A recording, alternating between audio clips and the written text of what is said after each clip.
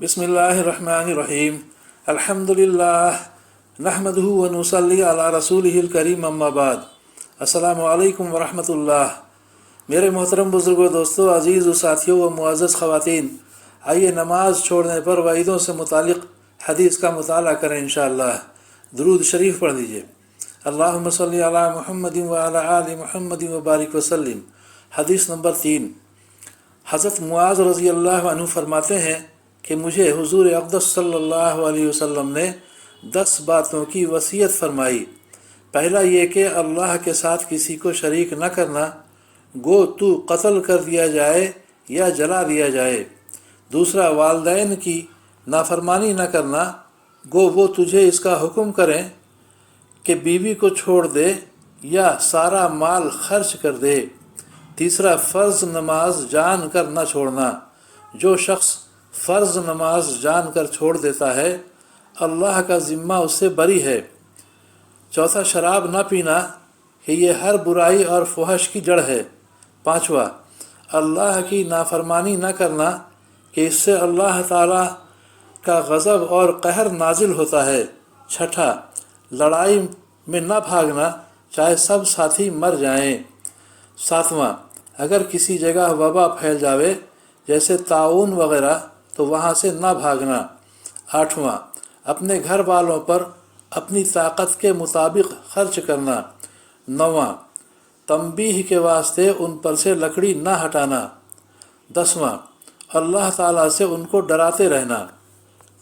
फ़ायदा, लकड़ी न हटाने का मतलब यह है कि वो इससे बेफिक्र न हो कि बाप तंबीह नहीं करता और मारता नहीं, जो चाहे करते रहो, बल्कि उनको हुदूद शरिया के तहत कभी कभी मारते रहना चाहिए कि बग़ैर मार के अक्सर तंबीह नहीं होती। आजकल औलाद को शुरू में मोहब्बत के जोश में तंबीह नहीं की जाती। जब वो बुरी आदतों में पुख्ता हो जाते हैं तो फिर रोते फिरते हैं। हालांकि ये औलाद के साथ मोहब्बत नहीं, सख्त दुश्मनी है कि उसको बुरी बातों से रोका न जाए और मार पीट को मोहब्बत के ख़िलाफ़ समझा जाए।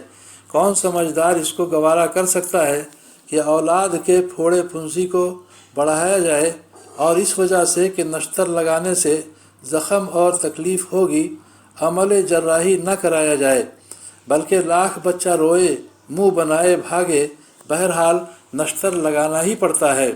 बहुत सी हदीसों में हुज़ूर सल्लल्लाहु अलैहि वसल्लम का इरशाद नकल किया गया है कि बच्चा को 7 बरस की उम्र में नमाज का हुक्म करो और 10 बरस की उम्र में नमाज न पढ़ने पर मारो। हज़रत अब्दुल्लाह बिन मसूद रज़ी अल्लाह अन्हु फरमाते हैं कि बच्चों की नमाज की निगरानी किया करो और अच्छी बातों की उनको आदत डालो। हज़रत लुक़मान हकीम रहमतुल्लाह अलैह का इरशाद है कि बाप की मार औलाद के लिए ऐसी है जैसा कि खेती के लिए पानी। हुज़ूर सल्लल्लाहु अलैहि वसल्लम का इरशाद है, कोई शख्स अपनी औलाद को तंबीह करे, ये 1 सा सदका से बेहतर है। 1 सा तकरीबन 3.5 सेर गल्ला का होता है। एक हदीस में इरशाद है कि अल्लाह ताला उस शख्स पर रहमत करे जो घर वालों को तंबीह के वास्ते घर में कोड़ा लटकाए रखे।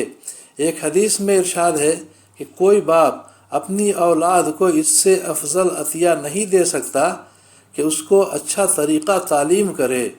व आखिरु दावाना अनिल हम्दुलिल्लाहि रब्बिल आलमीन।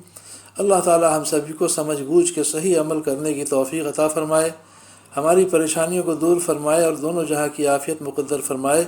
आमीन या रब्बुल आलमीन।